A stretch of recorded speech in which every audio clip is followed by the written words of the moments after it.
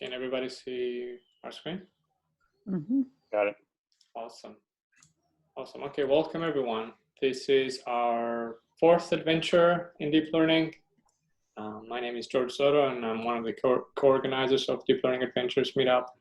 I'm joined today by Robert Craig and David Patton, who are the two other co-organizers of this meetup.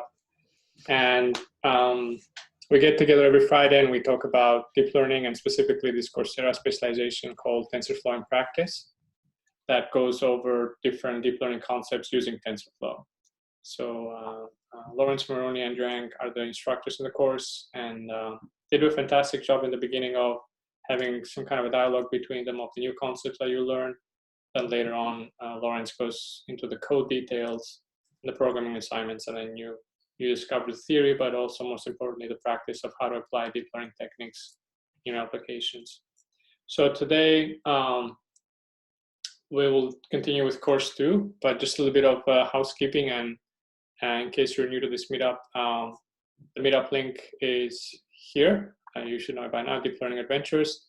We have a GitHub repository. We haven't posted a lot of code yet, maybe sometime in the future. We have a link for Slack if you want to join us on Slack. And if you're new or you haven't been able to catch up already, we have all our sessions recorded on YouTube, and here's the link for you to catch up on and view all the sessions. So this is the playlist that I created on YouTube that will be adding all this recording. So no need to find any URLs. Just head over to this bit.ly Deep Learning TF, and you'll see more recordings added. I thought to change other things a little bit up today. So, as our community is growing, it would be nice to get to know each other better. So I just added this slide here to get to know each other better. This is I have a training set for you guys, so I'll start with that. So just say a little bit about yourself, if you've been to this meetup before, and basically what are you interested in, just to get to know each other a little bit better. So with that said, I'll start. My name is George, and this is my fourth meetup. I enjoy applying deep learning and solve interesting problems, and I'm interested in learning more about data augmentation and transfer learning in NLP. Feel free to unmute yourself, and just tell us a little bit about yourself. You want to call on us, George? It might be more efficient. Yeah, I can do that. Yeah, I'm trying to figure out the Zoom. David, yeah, why don't you go, David? Hi, my name is David, and this again is my fourth meetup as well. I really enjoy deep learning and applying it to different domains. Currently, I'm interested in a lot of image classification along with natural language processing. Cool. Jeff? Hi, can you hear me? Yes. Mm-hmm. Okay. I'm Jeff. This is my second meetup. I'm learning about deep learning. I'm trying to apply it to robotics. I'm in another group with some guys working on NVIDIA GPU robotics programming and teaching a drone how to fly and navigate on its own. Wow. Interesting. Cool. This is going to help me close the gap on making that work. Awesome. Kathleen? Hi, my name is Kathleen Parris Lopez. This is I think I missed one of these. So it's my third of these meetups. And I met George through a meetup I lead with two other fellows on deep learning. My background is I got a PhD in the mid-90s in image processing, and so got interested in CNN because it does a dissertation a week, and I've been tied up with my startup, which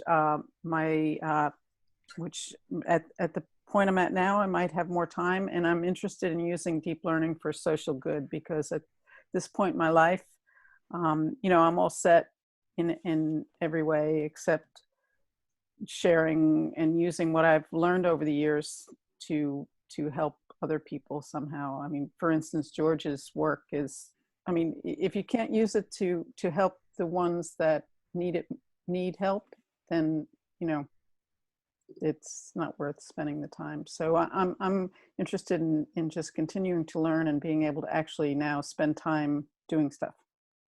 Awesome. Steve? Yeah, hi. My name is Steve Milligan. I think this is my second one of these meetups. Interesting to hear what Jeff said, because I specialize in edge computing. I have several NVIDIA platforms ranging from the little Nano to the Jetson AGX Xavier, which you can use for autonomous vehicles. At the moment, I'm really doing a lot of work with lower level languages on those platforms. So the CUDA with C++ and learning PTX, which is an assembly language used by the GPUs. Cool. Interesting. Thanks, Steve. Will? That's, wow.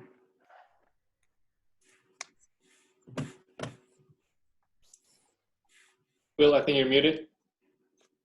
I keep forgetting that when I'm using that microphone has its own mute.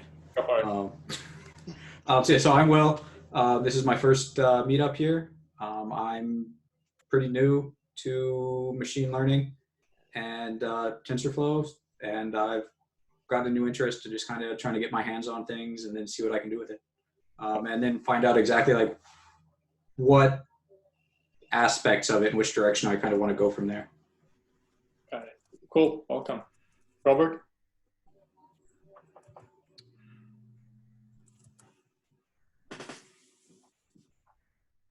Hi, can you hear me? Yes.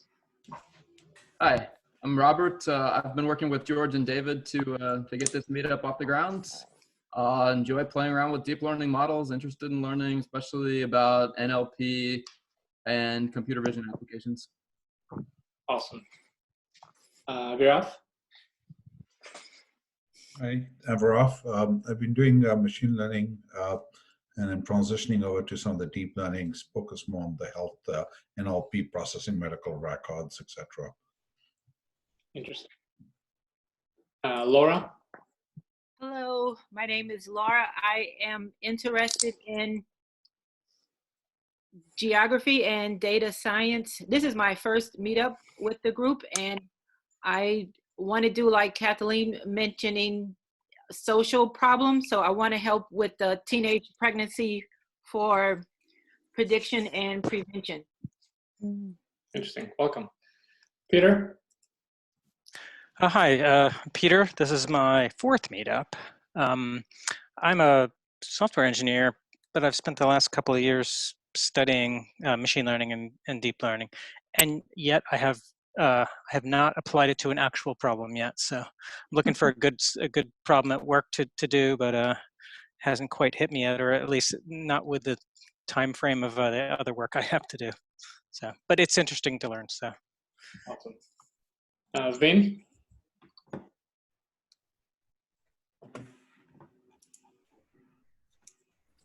Hello, hi, can you hear me? Yes. Hey, how's it going? Sorry, I just joined late. Okay. Welcome. We're just saying a few words about ourselves and what our interests, basically.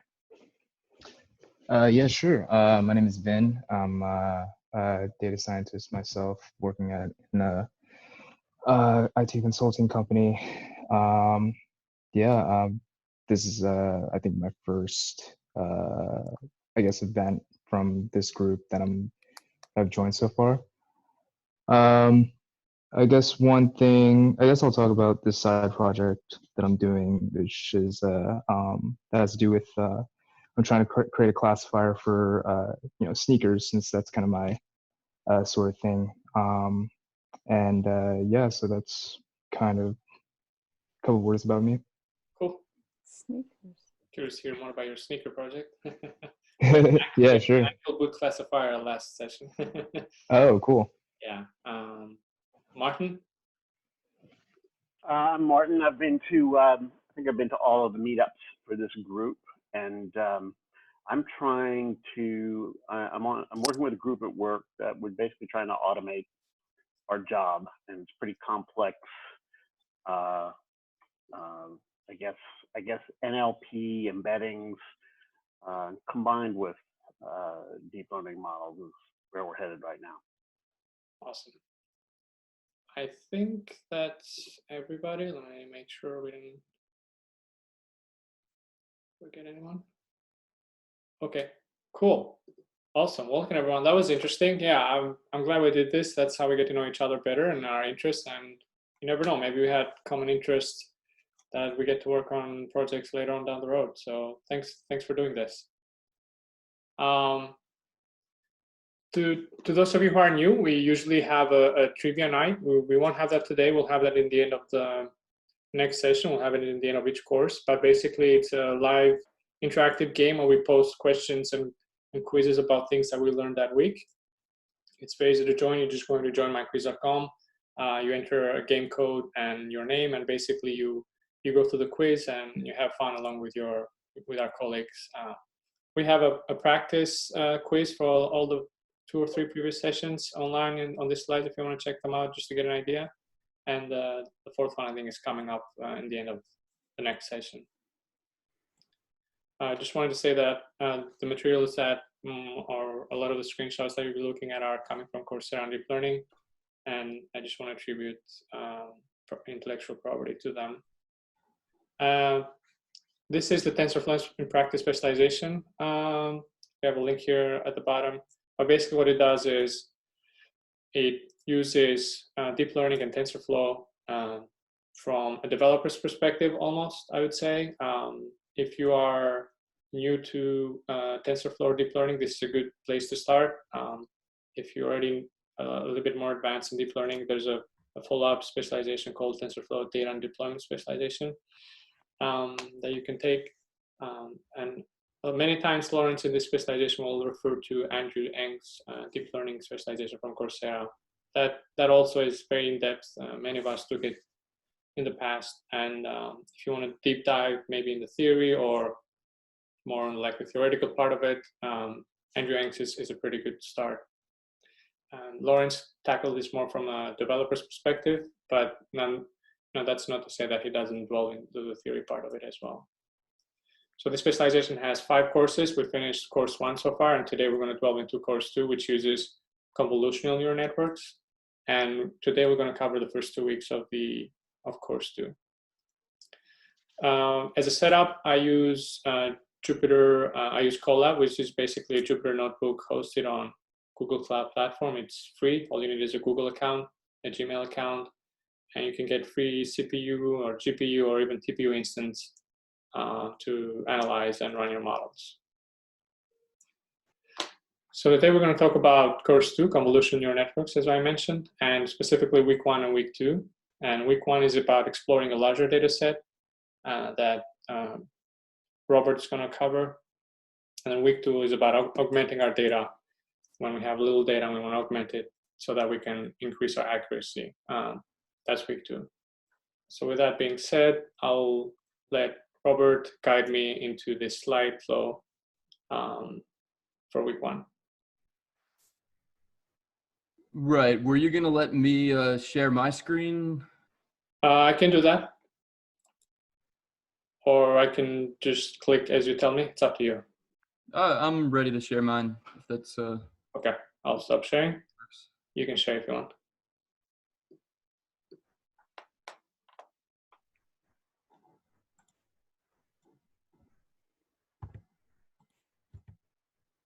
Awesome.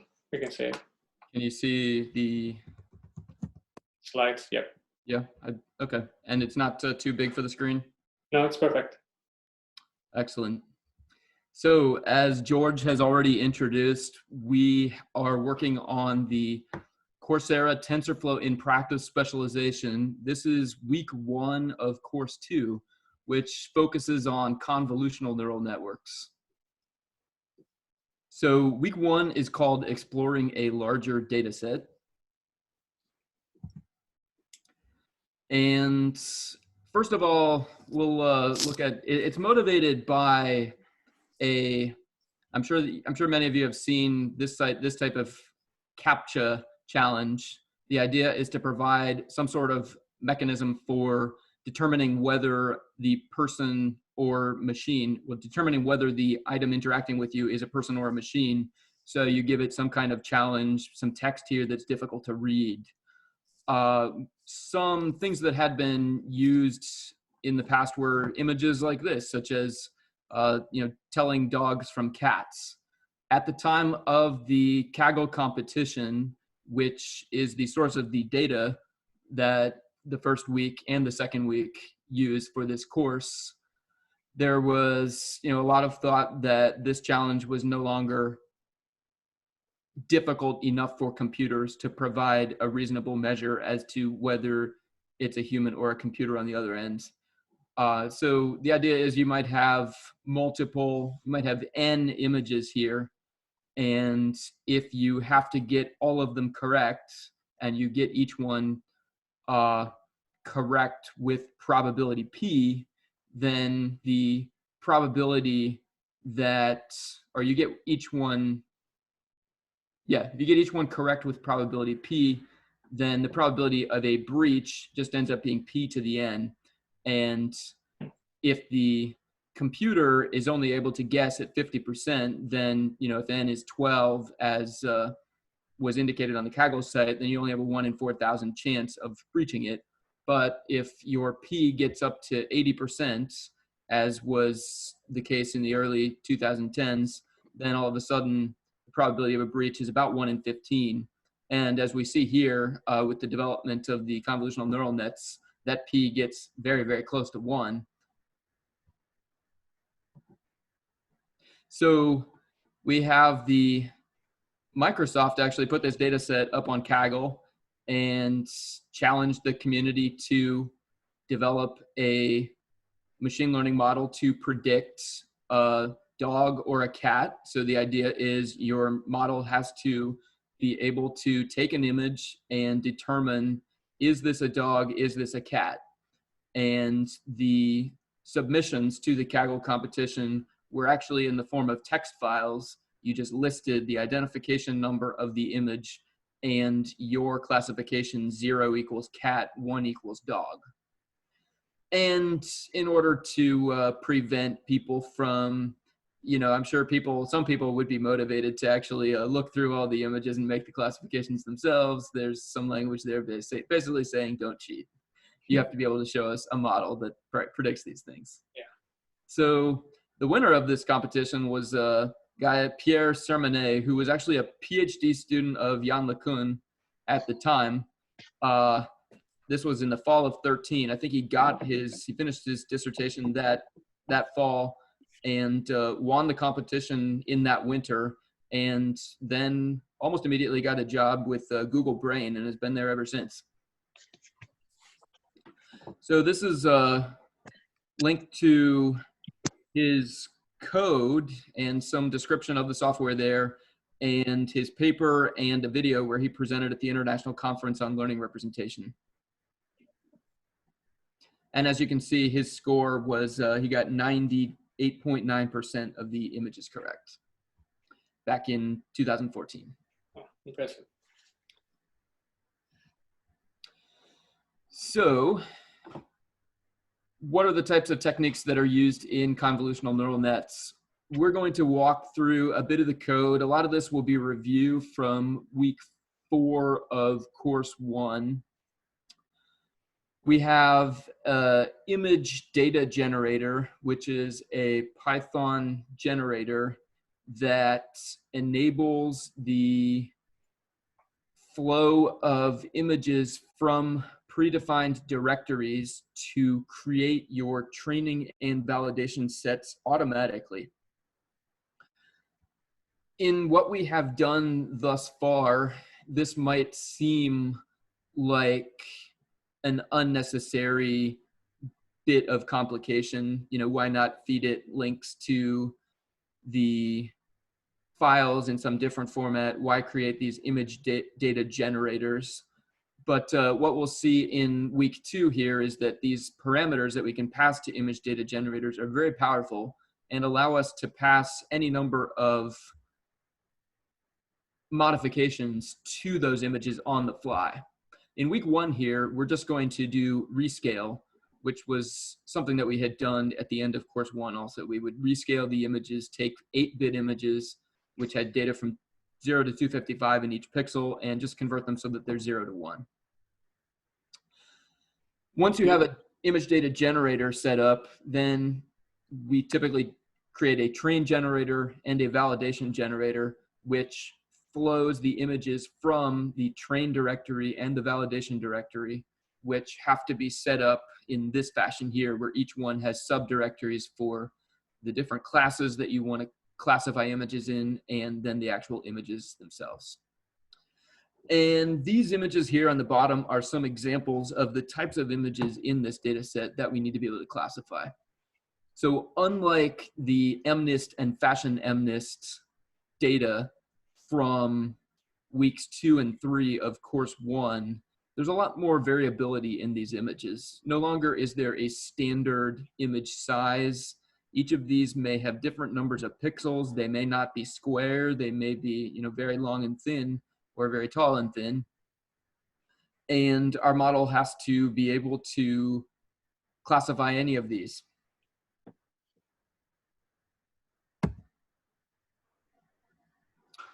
So let's just go through the architecture here a bit.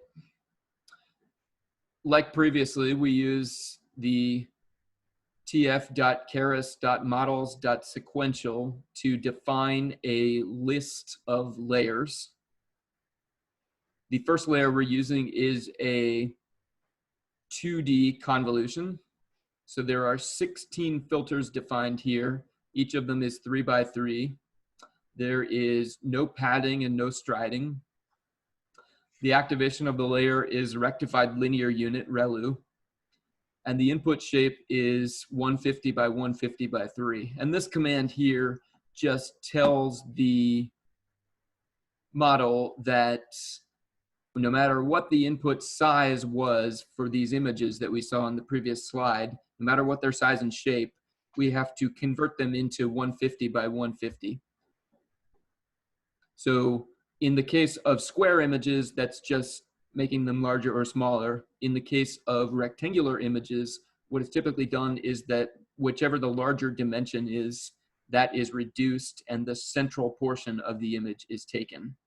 And then that portion, basically the largest and most central square portion that you could have gotten from the previous image, is fed to the classifier. This is actually a bit of a challenge here if you think about the way that works, because if you look at, say this, we have 8 cats on the left and 8 dogs on the right. And if you look at that dog in the upper right, that process of converting this into a square image only in the center is going to cut out most of his face. And maybe the dog in the, I guess I can point to it with my mouse here, this one too, looks like it might cut out much of the snout. And so it's a much more difficult challenge than we faced during the first course. Robert, is there, that sounds like a big deal, your selection of shape. Is there, are there any guidelines for how you figure it out? I've noticed in our previous exercises that they vary. Sometimes he'll pick one or another. Now he's picked 150. Sounds kind of random so far to me. So, Robert, I just point out that this is actually a choice that you make. You can have a lot of control over this when you do see where Robert's doing flow from directory. There's a parameter that you can use called interpolation, and you can have a lot of methods. You can set the method on how the image is resampled to hit the target size. So that's another. Interesting. And I'm not sure which one. Let's see. It looks like the default might be nearest. They call it nearest, and you'd have to look up what they mean by that. So I think we have seen examples of that for extrapolation. I don't remember seeing it for interpolation.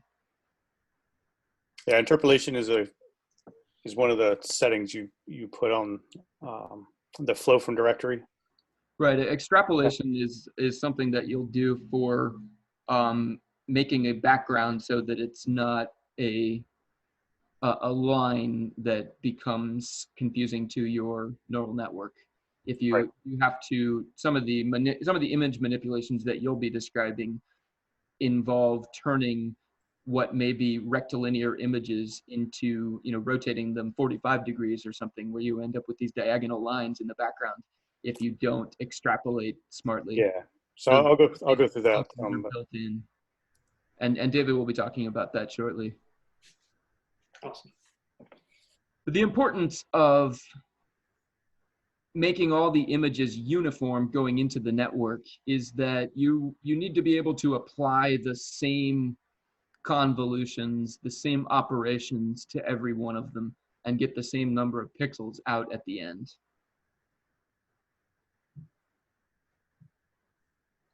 Makes sense. So let's see, we have 3 convolutional layers here, each separated by a max pooling layer. And we've discussed this in previous weeks, but just to very quickly summarize, the convolutional layers here, the filters, 16 filters, 32 filters, 64 filters, we're making each of these filter layers is providing different sorts of information and more complex information as we go into the network. The 3x3 here is the size of the window that is slid over the input image. And the pooling layers here, the 2x2, are typically taking a 2x2 square of the image and doing some operation to convert that to a single number. The max pool here is taking the maximum of whatever the 4 numbers were in that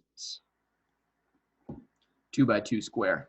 So what happens here, when we start with a 150 by 150 array, then we go down to 148 by 148 due to the convolution, which just the lack of padding means that we have to cut off the very corner pixels. We can't center a convolution on the corner pixels. The max pooling then cuts that down by a factor of 2 in each dimension. So what it effectively does is it reduces the resolution in the image as you go through the network, but it increases the number of features, if you will, that are being extracted from that image. Eventually, we feed it into a flattened layer, which is nothing more than just converting this into a one-dimensional vector. And then a dense layer where we connect all 18,000 units here to 512 units there, resulting in a massive number of parameters, 9.5 million, which is essentially all the parameters you end up with, almost all. And then we have a final unit which has a single sigmoid activation function to convert it to a 1 or a 0, where 1 is a dog and 0 is a cat. Do we know why the number of filters, the 16, 32, 64, why they do that? Why do they, each layer they increase the number of filters? What's the effect of that? So one thing, as you'll note that the pooling is reducing the size of the horizontal vertical size of each of these things. And if you actually look at the number of computations that take place, at least in the forward direction, I haven't really thought about the backward direction, but I think it's the same. At least in the forward direction, that by doubling these filter sizes as you have these things, then you end up having roughly the same number of total computations taking place in each layer. Like the number of multiplications that the computer has to do behind the scenes are the same in each layer if you follow this type of pattern. Okay.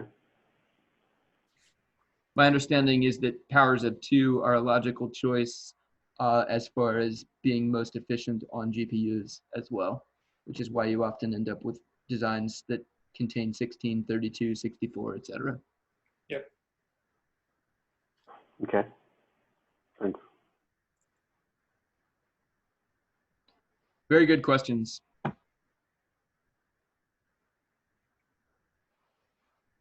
At the bottom here, we have from tensorflow.keras.optimizers import RMS prop. And this is a selection that you have many different optimizers to choose from. The optimizer, if you recall, is really just a way of choosing what is the next point in all the possible weight space of vectors that you could look at. How are you going to adjust the weight function based on the gradients? There are a number of different hyperparameter selections that you can make in here. In this one, we have a learning rate of 1 times 10 to the minus 3. We've chosen binary cross-entropy as the loss. I'll say a bit more about that later, but that's a very typical choice anytime you have a binary problem. And metrics equals accuracy here. This doesn't affect your model at all, but it will, you need to put this here if you want accuracy to be an output. It doesn't affect the training, however. And the training is what is done right here in this model.fit.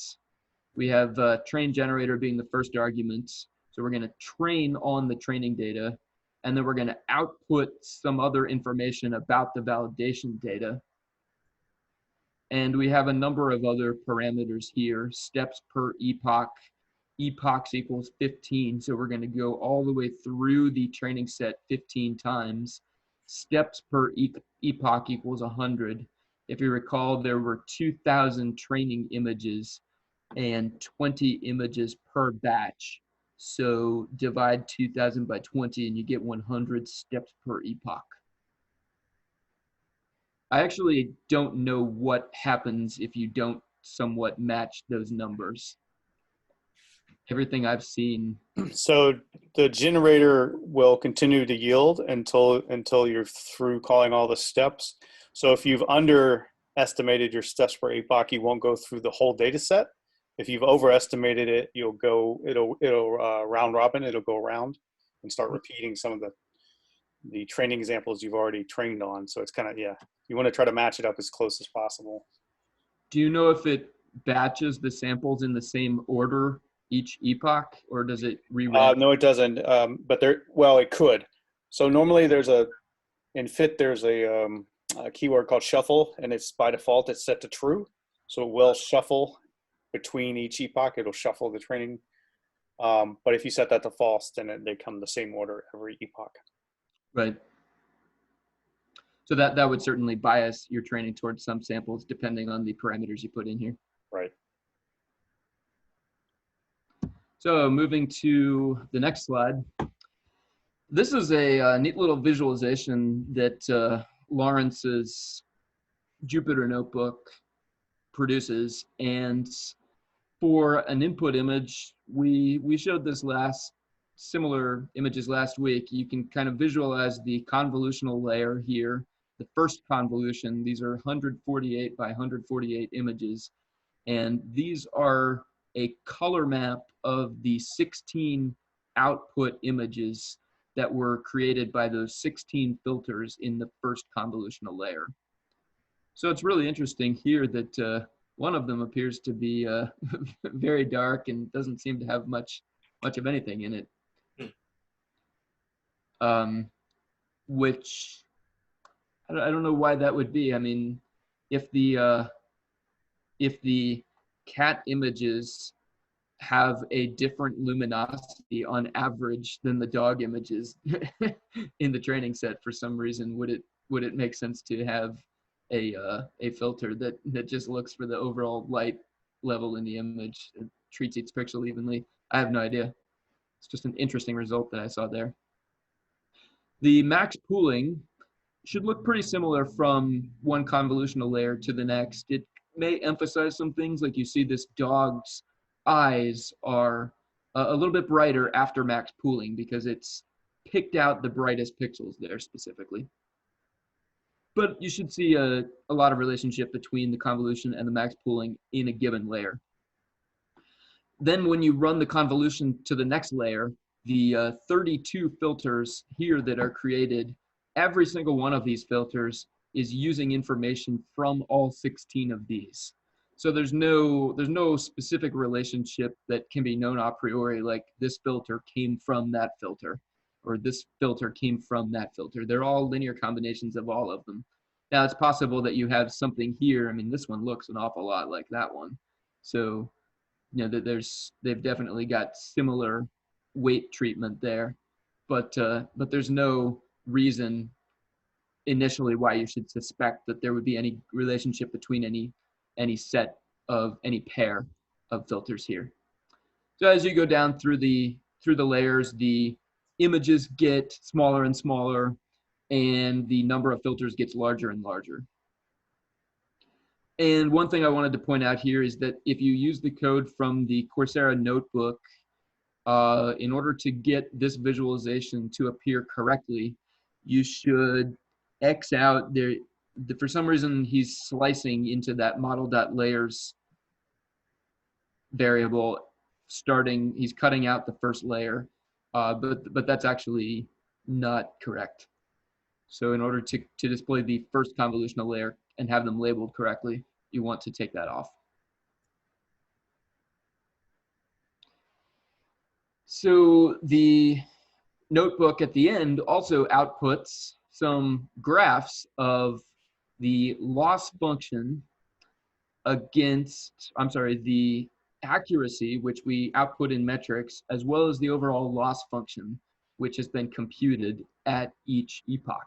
Recall that the loss function is what we are actually trying to minimize each time while in training, but the accuracy is the metric that is not being used in training at all, but is actually being used to score these submissions for this particular competition. So it's really interesting here that, you know, the training accuracy goes towards 1, but the validation accuracy, you know, it gets up to 70% and then it just sits there. And if you look at the loss, you have the training loss is, you know, pretty much pretty consistently decreasing, while the validation loss is going up.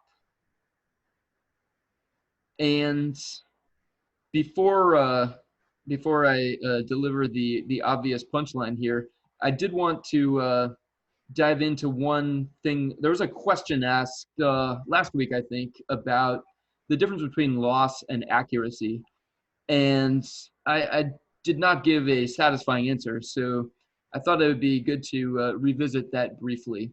So if you think about the loss function as defined for any one image in the data set as you're evaluating it after a forward pass, this function down here, oh, that was, if we were on the wrong slide now. There we go. This function down here is the binary cross-entropy. That's what we selected earlier when we chose the loss function here. And what that's saying is that if your image is a dog and your truth type is 1, then if I predict a 1, then I have 0 loss. That's this end of the curve here. And as my prediction gets less and less confident, I develop some loss. And as my prediction, and now if I'm really confident that it's a cat, then I'm penalizing my model tremendously as I go up here. So the loss function is very asymmetric. And this can explain how you might have, you know, your accuracy might not change too much as you've got 70% accuracy, and that's sitting pretty flat right here. Why is it that the accuracy is not, why is it that the loss is increasing so much while the accuracy is not changing? And the reason, I think, I haven't looked into it in detail, but it could be that the model is just starting to make its predictions more and more confident. And even though it's only getting 70% of them correct, that 30% that it's wrong on, it's more and more confident on them. and it's starting to get up into this region. And so your overall loss summed, 1 point up here is going to penalize you far more than it helps you to get a few more extra points down here. So your loss function will be increasing while your accuracy is basically remaining about flat there. And of course, what's going on here, the model is badly overfitting. We have got a small training set, really, 2,000 images only, and we are essentially, we've learned what's in those images, and our model is not generalizing very well. If you take Andrew Ng's class, you'll learn that there's any number of ways to diagnose what you should do with your model. In the deep learning specialization, especially course 3 has a unit on, what do I do depending on if my training data and test data are mirroring each other or not. And there are many knobs. There are some knobs you can turn within the model, such as regularization or making the model a little bit less flexible. But one of those knobs that you can turn if you have the ability to either collect more data or synthetically generate more data is something that is called data augmentation. And with that, I'll turn it over to David. Thanks, Robert. George, I'll let you do the slides. Awesome. I'll bring it up. So as Robert said, we are overfitting, and what that really means is that we have trained our model to be really, really good at identifying, classifying the images that are in the training set, but the training set is not representative enough of what we're seeing in validation.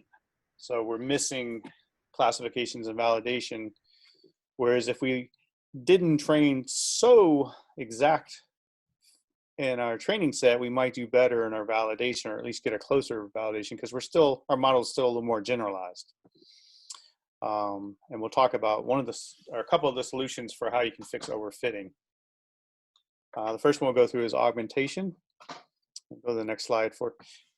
So this is just another graph of what Robert just showed, where the strong difference between the validation and training in terms of accuracy, and then also you see at the bottom that the loss is building up in the validation as we go further and more epochs in, whereas we've almost gone to a loss of nothing in the training set. It's generally, when you see a graph like that, that's a strong sign of overfitting in your training. I'm going to go to the next slide. So, one of the advantages that we got from image data generator, and I think that they were trying to show during this past week of the course, was that with the image data generator, it's yielding a small batch of images that are in memory, and all the rest of the data is still on the disk, and you're not having to use a lot of memory to feed your model as it trains or as it does validation or even prediction. These generators are really nice in the sense that everything is done on the fly in memory. Now, what we're going to do here is something called augmentation. And augmentation can be done on all types of data, not just image data, but in particular, this image data generator has some really nice built-in augmentation capabilities. So this is a standard set of parameters that they like to use in the course for doing augmentation. And I'm just going to go through each of them really, really quickly. But the overall idea is that the image is read off of the disk. It is resized first, and then you're going to go and do augmentation on it. And here's some of the augmentation. So I will point out that this is a random augmentation. So within each batch, a random number of the images are going to be augmented. Some are not. Some are, some aren't. And then as you go through each epoch, the augmentation happens again randomly, and you'll get a different collection of images. So when you're feeding your your batch that comes from the image data generator into the model that's doing the fitting, every time it's seeing a different set of images, which are not necessarily corresponding to those in the training set. Some will be, some won't. So by doing this, you're actually creating a bigger training data set for your model to train on. And the idea is that this will help you then have a better model that reflects some of the things that might be in the validation set that weren't in the training data set. So let me just quickly go through some of these different augmentations that are available. The first one is just a rotation range, and it's in degrees between 0 and 180. You can set this. In this example, he set it to 40 degrees. It's going to rotate either to the left or the right. And, you know, it's a rotation in both directions. You can shift the image within within the photo by a range there that has to do with the fraction of the total width or height. You can do that at a height shift or width shift. You can shear the image, which is kind of, if you imagine holding the image and pulling one side down with one hand and one side up with the other hand, and it has an effect on, if you're familiar with shearing transformations. And that, again, you can effectively do that with a float. Then you can also zoom an image, and the 0.2 here represents a 20% zoom. So it's basically 1 minus this number is going to be the new size of the image, or it can be you're zooming out. So this could change the image to be 120 in size. The horizontal flip is pretty clear what that is, just in the middle of the image flipping around. Now, you have to be careful with this one. It's appropriate for, it seems to help in the case of these dogs and cats. It may not help if you're doing something like facial recognition, as an example. It could be that you're comparing two images, and if one of them gets flipped, they may no longer look the same, because, you know, humans, although we're mainly symmetric, we're not always symmetric in the face. Fill mode, I'll go into this in detail, but Robert kind of talked about how when you do something like a rotation, now you have spaces that aren't, no longer have pixels there, and you have to decide what you're going to fill those empty spaces with. And I'll go through, I've got a great example, we'll go through that.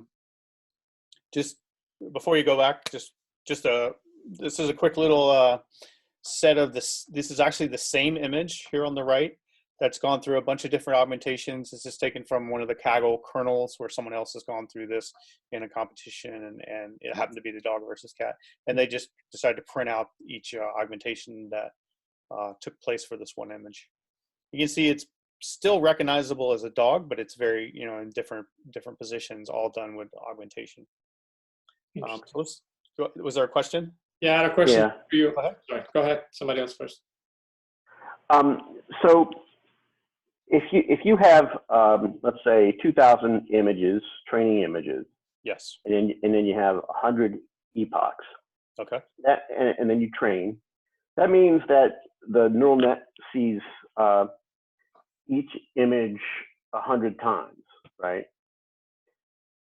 If you have 2,000 images and you train and 100 epochs. In other words, it sees, for every epoch, it sees each image. Yes. Each image once. Yeah. That's right. And so with no augmentation. Yes. Well, okay. That's my question, I guess. So now if you implement augmentation, is that the same, or, yes? In other words, so let's say you have images number 1 through 10. So image number 1 would go through, and it may or may not be augmented, right? Yeah, that's a great question, and I think I know where you're going with it. But so every time that it calls the image data generator to get a batch, it's always going to get the same size batch back from the image generator.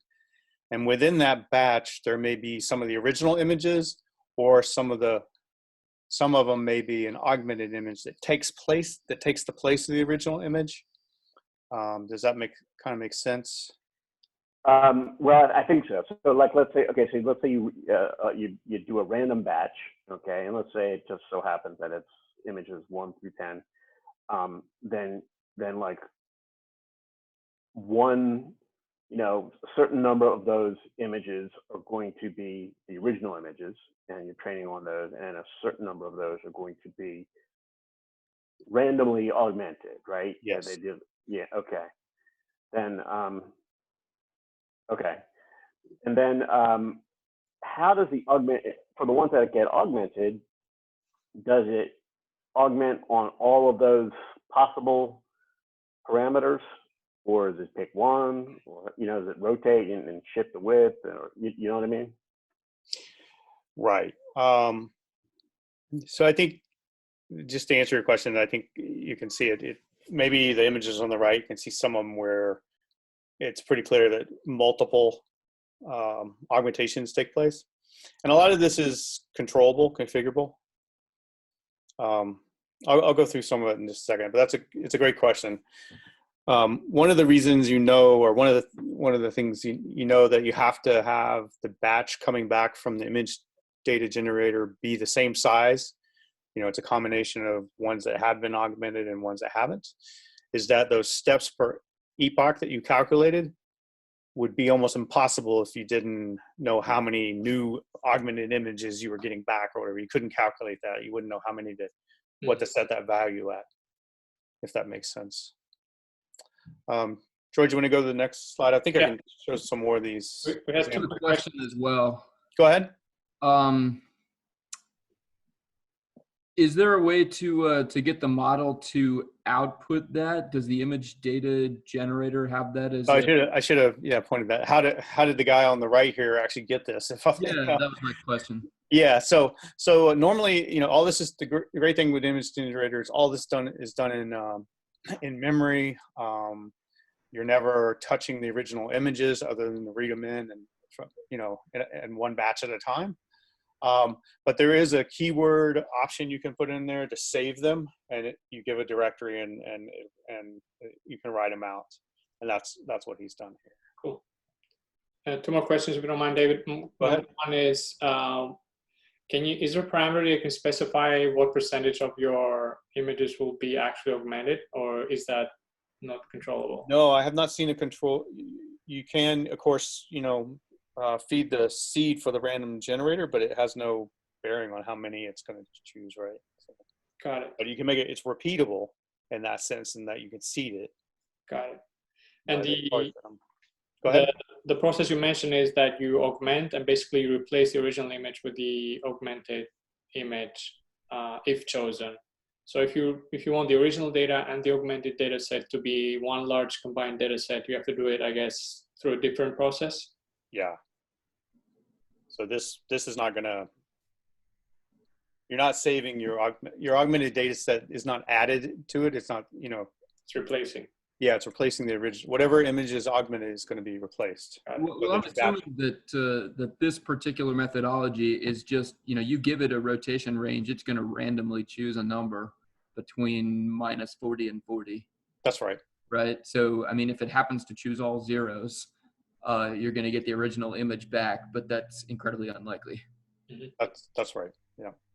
One more question that Briaf asked. He's asking if introducing noise can result in better. Is noise basically a good augmentation technique, given that noise can result in misclassification? So I'll talk a little bit about how you would do that. But I have seen many image. I've worked on a lot of different image classification problems where that does help. Like, for instance, you can introduce a Gaussian blur and things like that. A lot of times a training set may be very, very good images, right? I mean, you've got some really high quality images, but then in the real world, your images are not near as good, and you can use something like noise to better reflect what you're going to see out in the real world. Got it. So this is the results of actually applying those image data generators. One important thing to see here is that you only do this with your training data, right? You wouldn't want to have your test data be augmented, because that's not what your goal is here. You're trying to make your training data look more like your test data, and if you augment your test data, now you're trying to make your training data look like something that's unreal. But you can clearly see from the graphs on the right that we've reduced our overfitting substantially. In this case, it's done a great job performance this wise.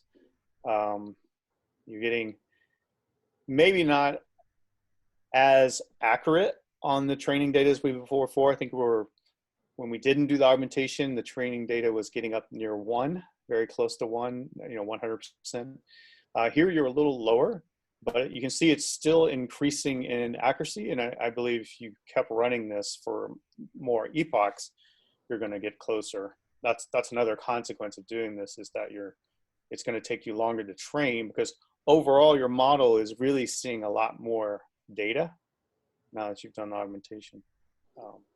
Any questions on this result? Or Yeah, there's a question on the chat. Steve is asking, wouldn't you want to convert the images to grayscale? sometimes you do, sometimes you don't. It obviously, reduces the complexity in the images and the size that you're dealing with.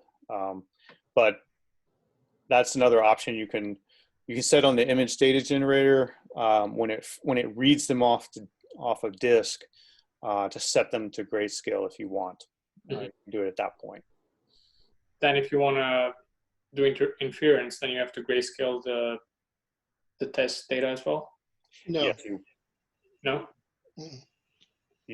No, because if you convert to grayscale, it tends to neutralize the effect of the background. Like, notice a lot of those pictures were color. Yeah. The reason, though, you need to do it with your test data is because your model has an input parameter where you've set it to have 3 channels or 1 channel. And so you can't have your inference be on, it's a limitation of the way the model takes the input there is. You got to have either everything grayscale or everything color, right? RGB. We can take it offline. I mean, there's probably ways around it, but yeah, it's. But I think what Steve is saying is you grayscale it here. Ah, I see. Then this number would be different. It would be 3 channels, would be 1 channel. That's where you need to make the change, yeah. And your test data has 3 channels. Got it. Yeah. So I just want to go through a couple of those possible augmentations just a little more. I think I talked about the zoom range, that it actually is, if you just put a single float in there, it's going to be minus the float that you put in to plus the float. So I gave the example of if you put 0.2 in there, you're actually going from 80% to 120% as far as the zoom in and out. I don't know if you saw the fill mode, and I'll go through this in detail in the next, I have some examples, but when you do certain things like width shifts or height shift or rotations, you're going to be left with parts of the image now that have no pixels where they formerly had pixel values, and you've got to decide how to fill those. And these are the 4 possible ways you can do that. I'll look at the next slide in a second and go through those. When you do the one that has to do with constant, it's a constant value. So the C-val is just the value actually for the pixels that you're going to put in there. And then at the bottom is a very powerful thing for image generator. As I mentioned, there's, someone asked the question about noise, and there's different kinds of blurring augmentations. There's a lot more augmentations than are just built out of the, right into image data generator. There's a whole bunch of libraries for doing image augmentations.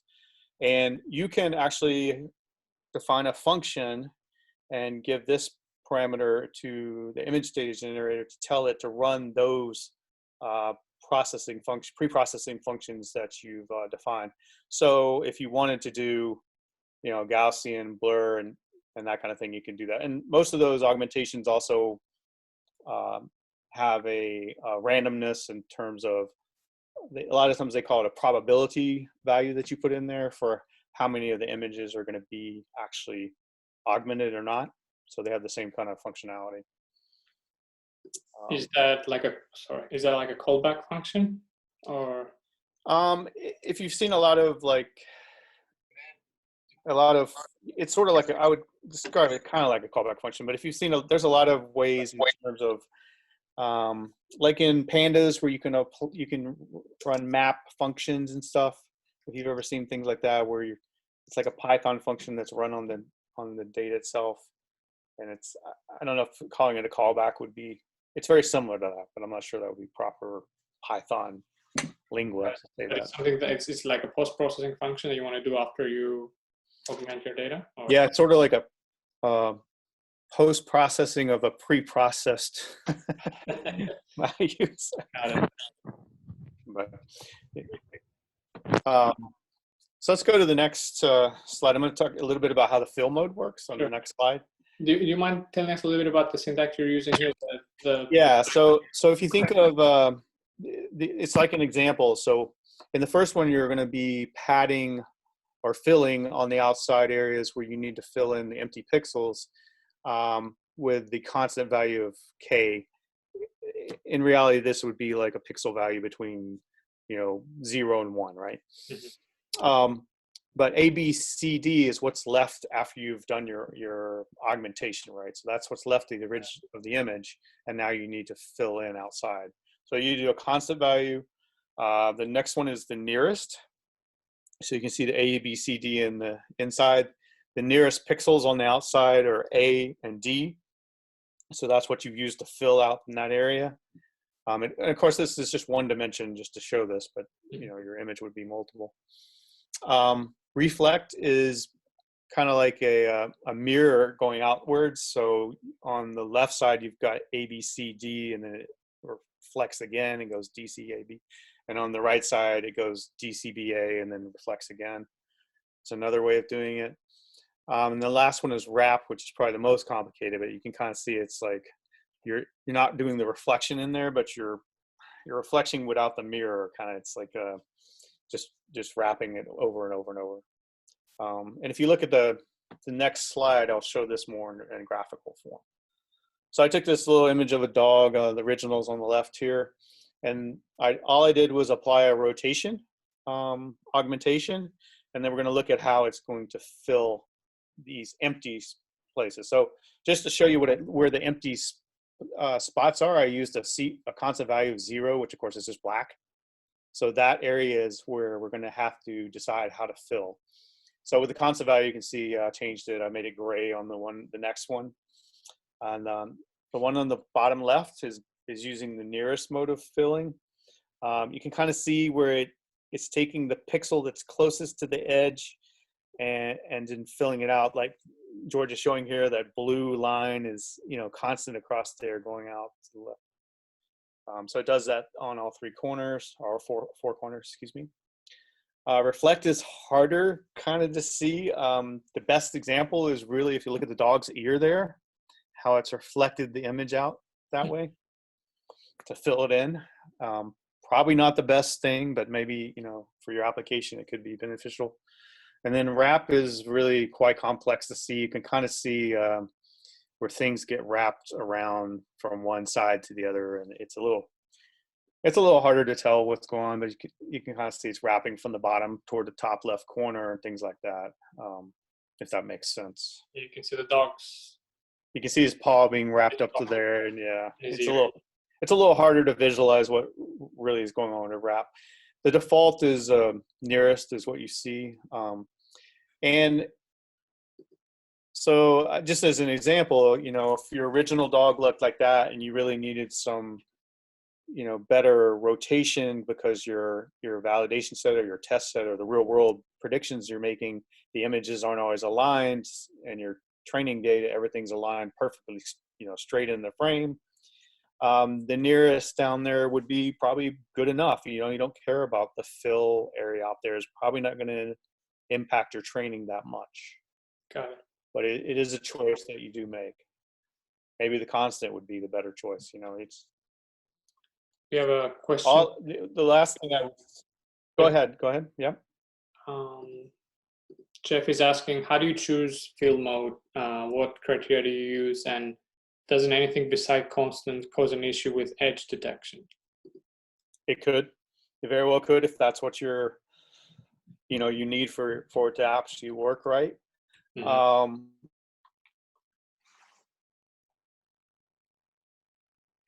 I guess it depends on the application, right? What kind of fill nearest method you'd use. that you need to optimize for your model. Just like the rotation, the range, the number of degrees makes a big difference. For instance, I've done this with MNIST. I've used it with MNIST quite a bit, as in just a learning example. And that rotation works great up until about 10 degrees. And then I think, you go a little further and probably, I don't know, the 6s might start to look like the 9s or something. I'm not sure what's going on, but if you rotate too far in augmentations, you start to, your accuracy starts to go down. So these are all of those augmentations are like hyperparameters that you need to test. And this fill mode is the same thing. It's a parameter that you probably should look at. Will has a question. Will, if you don't mind just unmuting yourself and asking it, I'm not sure I understand the question fully.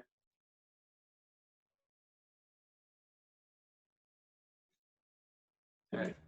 So I was just wondering, so far that we've been looking at this and we've been applying the same fill mode to every image for every epoch. Yes. Is there a configuration option to have that randomized so that if we go through, say, 100 epochs, maybe we see this dog once with a constant, once with it on reflect, nearest? I mean, you wouldn't know which ones necessarily would select them, but between the options that you've configured. So there is not. Those parameters are set one time and not. This is where that pre-processing function comes in. You can pretty much, have the power of the world at your hands to program anything you want there. The other approach that people take is sometimes they will implement image data generator on their own. They'll take the code from TensorFlow and write their own version to do some fancy things like that. Okay, thanks. I hope that helped. Next slide, if we're ready.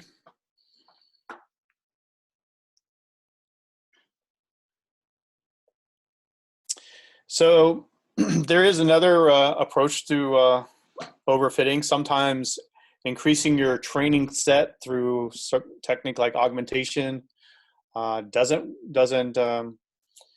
get the job done well enough. You've still got quite a lot of difference between your validation and your training results in terms of accuracy and loss. Another technique that's very commonly used in convolution nets is called dropout. And the basic idea is kind of up here on the left in this diagram. On the left, you've got your convolution network, your nodes and everything, showing the links between each of the layers and the units in the layers. And the idea with dropout is you choose in a particular layer, it's controllable at the layer level. You choose to randomly remove a certain percentage of the nodes within that layer. And it's each time you go through, it's a random choice. And the idea is that when we're overfitting, we often are doing one of two things. We may be having a lot of nodes that are setting their weights very similar, which is not necessarily the best way to get to the optimal prediction, right?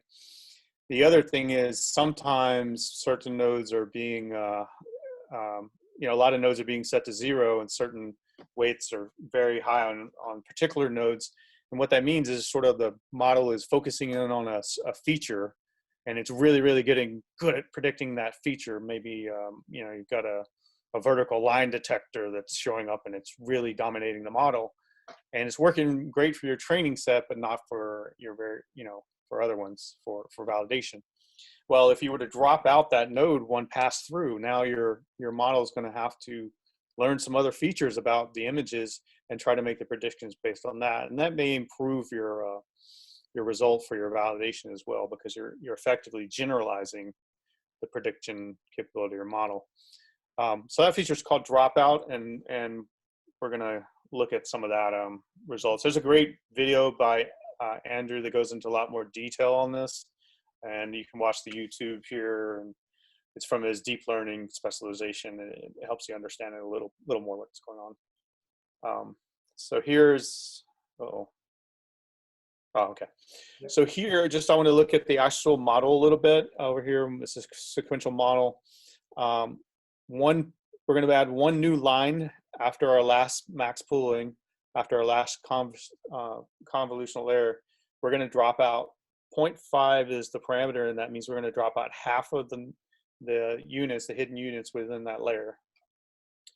So each time through, we're going to drop out a half of them. And you can kind of see on the right-hand side, this had a really nice effect of, again, going in and tightening up the difference between, so we're no longer overfitting. This is in combination with, you can see on the left, he's still using some of the augmentation as well. So we're doing both, but one difference here is you'll see the validation going, you know, at times it's basically going above and below the training. So we're really not overfitting in any instance. It's a very good result. It would have been interesting, I think, to plot, maybe someone did this, to plot this without the augmentation. And I believe the dropout probably would have helped even without augmentation. I've seen in the past where dropout can help on its own. Any questions on that? The one thing maybe, you know, I'll point out again what I pointed out before. You can see that by 100 epochs here, the accuracy is only up to about 83 or something like that. So it's not near as high as it was with the training before. The model, because you are dropping out these things, it tends to train at a slower rate. Again, I think it would probably get very high if we went further epochs. Right.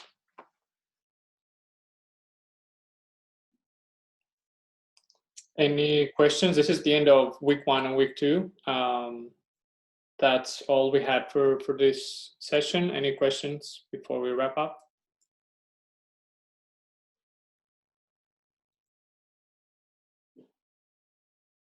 I noticed when I was running the test set for, or the example for the augmentation that was in the lecture, it was like count to 8 while I was running through it. What was that? I'm sorry, it was what? Why did it do that? It didn't do that without augmentation. It just kind of rolled through, you know. I'm sorry, you're saying it did what? When you ran your training for augmentation, it took a long time. You know, you would kind of had to chug through for me. Oh, you mean it took longer? Well, no, it just took time. It took enough time for me to watch. Actually, the without augmentation took longer. But when I was watching it go, it would like count to 8 before it would go to another epoch, and it didn't do that. And I was just wondering what that count up represented. At first, I thought it might have represented it was doing each kind of. So what you're talking about is it was putting the dots out to the right and it was counting, like as it was going. I don't know about the dots. It would. I don't know about the dots. It would just go epoch. You know, 58. Yeah, 1, 2, 3, 4, 5, 6, 7, 8. And I was just wondering what that represented anything significant, because it didn't do it in the other. Normally it's going through, and as it's going through the batches, it's going to be counting. If it wasn't doing it when you did it with the non-augmentation, it's possible that the verbosity level that you set on the fit, when you called the fit method, was different. Okay. I would check and see if it's the same. It wasn't anything important, I guess, though. It just counting as it moves through the. That's my guess. Without seeing your code, it's a little hard for me to say, but I would check the verbosity level to see if it was the same between the two. Okay, I mean, it was just the code that was in the notebooks, you know, that he gave us. So yeah. Okay. I didn't change anything. Yeah. Right. I'd have to go back and look at what he had. Yeah. Okay. Anybody else has it in front of them? Verbosity is one thing. Yeah, you're definitely going to see the epochs based on how verbose your output is, but also I think you'll see the number of the index of each image through each batch. So if you have a batch size, it's F20, you're going to see number 1, 2, 3 through 20 go really quickly in front of you for each batch. So it depends on the output settings, I guess.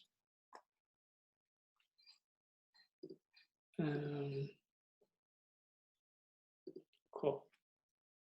I had a question for Robert on this nice log loss chart here. So if I understood it correctly, you're trying to make some kind of a correlation, Robert, between when you're overfitting that y is accuracy more or less the same for validation, but your loss is increasing. And you were saying that you're becoming more and more confident in your right predictions, but in the wrong ones, you are way off. Is that the main message that you're trying to relay here with this log loss?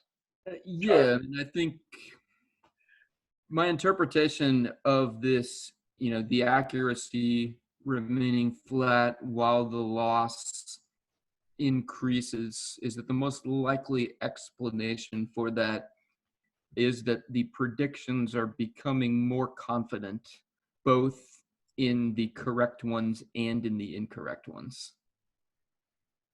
So that would explain your training loss decreasing, right? That would explain your performance. The training loss is kind of a different animal. The training loss is becoming so small because it's really overfitting to those images. Got it. And it's becoming confident on those images as well. But for the validation loss, you're saying that you're confident. For me to understand that, to kind of understand why validation loss is increasing, that means that you are way off in the incorrect inferences, right? So if it's a dog and you're saying a cat, you're like way off. Correct. And that for whatever reason, you are becoming more and more confident that that dog is a cat. Maybe you had, for instance, in your training set, maybe you had so few images of each one that maybe you have a cat that is lying in one certain position and you don't have any dogs that are in that position. Mm-hmm. But in your test set, you have a dog that's lying in that particular orientation, and your model it's very confident, hey, it looks just like that cat I saw. Mm-hmm. Or maybe you locked on some kind of feature, let's say all cats, anything that has pointy ears is a cat, otherwise it's a dog. And maybe your validation dogs actually have some kind of pointy ears like huskies here, and then you'd be doing really bad. Right, it could be. I mean, it's interesting that the model, like almost immediately, the validation accuracy is 70%. It's only one epoch in, it's already gotten there. Yeah. So there's probably some features that are very easy to learn. Mm-hmm. Maybe pointy ears is one of them. Maybe the shape of the snout. It's hard. It's funny. What makes this task difficult for a computer is probably the same thing that makes it difficult for a human to describe what it is in the image that should be separating a cat from a dog, right? Got it. we all know them when we see them, but it's difficult to describe extemporaneously. Awesome. Thank you, Robert. Any other questions from anyone before we wrap up? Check the chat one more time. Okay. Cool. So then next week, we'll be diving to week 3 and week 4 of this specialization. We'll be tackling transfer learning and multi-class classification. So stay tuned for that. And before we wrap up, I just wanted to share some other resources that you're aware of. So as David and Robert mentioned several times, Andrew Yang's course on convolutional neural networks is pretty extensive. It covers many of the topics that we covered. It goes into a few details as well of why things are set up in a specific way. And we have some links here. TensorFlow also has a few interesting tutorials, and these notebooks that we saw today, they actually refer you to several of them on convolutional neural networks on images. And they have different levels from beginner to experts. You can play with the different batch size, different layers that you can introduce dropout or not, augmentation or not. It's really, really interesting to see. Some other events that happened last week that maybe you want to revisit if you're interested in. So I've been mentioning about this AI for medicine specialization it's launched for a couple of weeks now. Check it out. I've heard some good reviews about it, and I think few of our members are actually taking it. Be interesting to hear about them when they get a chance. Are they still on course to have the third course out by the end of May? Are they on track still? Does anybody know for anybody that's taking it?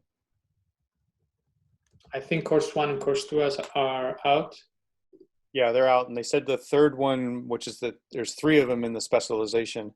They said the third one they expected to be out by the end of May, and I just wondered if that was still on track. Maybe we can figure it out. No, I'm not sure. I think Irving was taking this course. I can reach out to him on Slack. Yeah. Okay, great. Yeah, Viraf and Mark and Deepa had their AI meet and greet last Saturday. Was pretty interesting. I like their format of actually making it an open floor where people basically came up with their own challenges, and we walked through a group of how could we tackle it. I like that format. Another interesting session was on COVID-19. What's that one called, George? The one you liked? The AI meet and greet. It's Viraf's and Mark's meetup. It happens, I think, once a month, Viraf, right? On Saturdays. Next one, I think May 9th. Yeah, I think the next one's at May 9th. It's May 9th. typically on Saturday. Yeah, Saturdays at 10 o'clock. Perfect. And yeah, you can find on Meetup. They usually have hosts, interesting topics, very more advanced than what we're covering over here. So if you're interested, just check it out. This other group had the COVID-19 open research data set. It was an interesting, and the session is recorded. I have a link here of a group that was basically building a tool to find connections between published papers on the outbreak, and how can we basically answer questions faster. For example, if is hypertension related to COVID-19 or other medical conditions, like how likely are you to be infected by it? There was another meetup on a number of active Kaggle challenges related to that as well. Mm-hmm. Yeah. There was another one. It was my first one that I attended, quantum machine learning. It sounded kind of like interesting. So there's a recording, I think, as well. But there are a few techniques that you can use on quantum computers. The demo that the presentation had was basically running on a regular computer, but it was simulating some kind of quantum function. They're supposed to get better performance than regular computers. If you're interested in learning more about it, I have a link here for this event.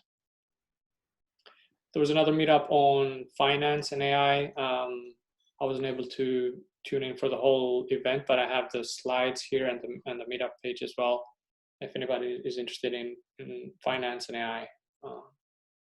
Then Microsoft had another meetup. I wasn't able to attend to that. If anybody's using their platform, their cloud, curious to hear your thoughts, or if they have any new features and how do they compare, with the other cloud providers. And then yesterday, machine learning papers meetup, we had another session on a paper on tree ensembles, which is basically a new network architecture or new layer architecture that looks promising, and it uses way less parameters for about the same accuracy as fully connected layers. There's a TensorFlow for developers certification. If you're interested in checking it out, I know many of us are interested in taking it once we're ready. Another very interesting session was on AWS that was hosted last week.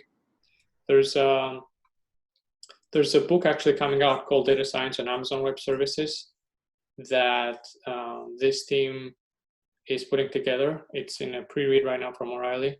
They also have a collection of Jupyter notebooks on GitHub, and this is just a screenshot of how to use how to go through the whole pre-training, getting ready your data, feature engineering, running your model, fine-tuning it, deploying it, in production. So it was a very interesting session. It was recorded. Check it out here. And if you're interested, they also have an actual 8-hour event, I think once a month. So if you're interested in going through the notebooks with them, they have a live event. And I have a link here. Cool. So thanks for joining us. This was our week 1 and 2 of course 2. Next Friday we'll be covering week 3 and 4. And in the end of the course, we're going to take a break from content. We're actually going to have an online happy hour. This will be an unrecorded, no slides, just getting to know each other better and having an open conversation. So that's on May 15th. So please feel free to join. And Raf is saying that IBM is also having a hackathon on explainable AI. Good to know. Thanks a lot, George. Another great job. Thank you. Thank you, everyone, for tuning in. This was fun. Thank you. Hope to see you Thank next Friday. Okay, good night. Have a good week. Good night, everyone. Thanks, you too. Thanks for hosting.